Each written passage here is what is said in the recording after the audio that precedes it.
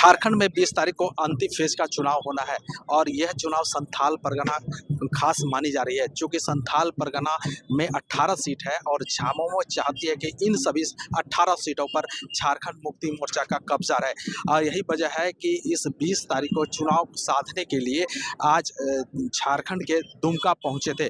CM Hemant Soren बसंत के प्रचार प्रसार में गांदो पहुंचे। उन्होंने भाजपा को आड़े हाथ लिया और कहा कि भाजपा एक साजिश के तहत पहले हमें जेल में घुसाती है और अब चुनाव प्रचार प्रसार जीतने के लिए वो हिंदू मुस्लिम और घुसपैठिए जैसे नाटक करती है। लेकिन चूंकि झारखंड मुक्ति मोर्चा विकास कार्य करने इसी विकास के बदौलत जो है पुनः झारखंड में सरकार बनाएगी। अब देखना यह है कि चूंकि यहाँ पर काफ़ी संख्या में लोगों की भीड़ उमड़ पड़ी थी और क्या ये भीड़ आने वाले 20 तारीख के चुनाव में क्या वोटों में तब्दील हो पाएगी या फिर नहीं, ये तो 23 तारीख के रिजल्ट ही बता पाएगा। आज में जहर डालने का काम हिंदू मुस्लिम घुसपैठिए का नारा लगा करके चुनावी मैदान में उतरे। ना विकास, ना रोजगार, ना किसान, ना आदिवासी, दलित, पिछड़ा, अल्पसंख्यक, किसी के प्रति उनकी कोई ना संवेदनशीलता है, ना इनके लिए कोई कार्य योजना है। हम लोग विगत 5 साल से सरकार चला रहे हैं और 5 साल में आपने देखा कितने चुनौतियों को हम लोगों ने देखा, झेला। ऐसा चुनौती 20 वर्षों में भारतीय जनता पार्टी या कोई भी सरकार रहा हो, कभी इतनी चुनौती नहीं रही जितना चुनौती हम लोगों ने देखा। एक तो कोरोना जैसा महामारी 2-2.5 साल वही हम लोग का खा गया और ऊपर से 2-2.5 साल में विपक्षों का यह षड्यंत्र।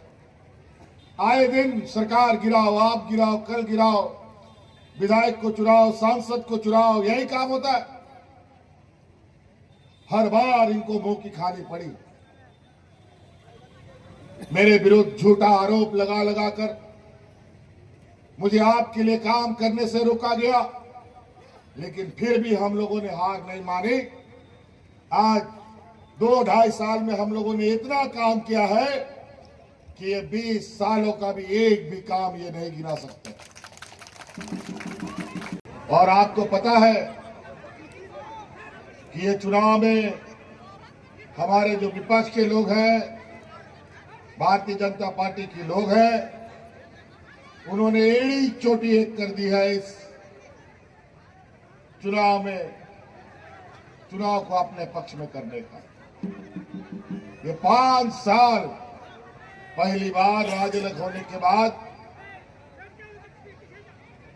ये भारतीय जनता पार्टी को हम लोगों ने सत्ता से बाहर रखा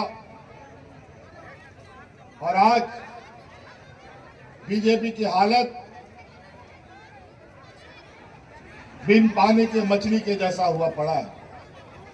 अभी छटपटा रहा है वापस सत्ता में आने के लिए। 1 साल से यहाँ कई मंत्री यहाँ पर चक्कर लगा रहे हैं। हमारे सरकार बनने के दूसरे घंटे से ही सरकार गिराने में लगे ये लोग केन प्रकारे धन बल के दम पर चुनाव को अंजाम देना चाहते हैं। आज जब राजनीतिक लड़ाई ये नहीं सक पाते हैं तो ईडी, सीबीआई, इनकम टैक्स, जितने भी संवैधानिक संस्था है, सभी को चुनाव में सक्रिय कर रखा है।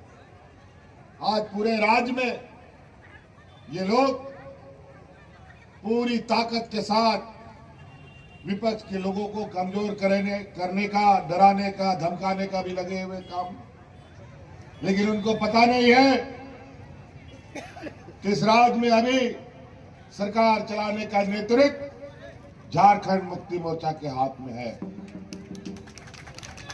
और झारखंड मुक्ति मोर्चा ऐसे फिरका परस्त ताकतों को मुंह तोड़ जवाब देने का भी ताकत रखता है।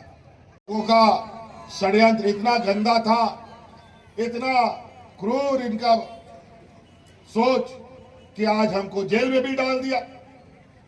लेकिन वो कहते हैं ना, जाको रात के साइया मार सके ना कोई, आज फिर से हेमंत सोरेन उनके सामने पहाड़ की तरह खड़ा है। और आज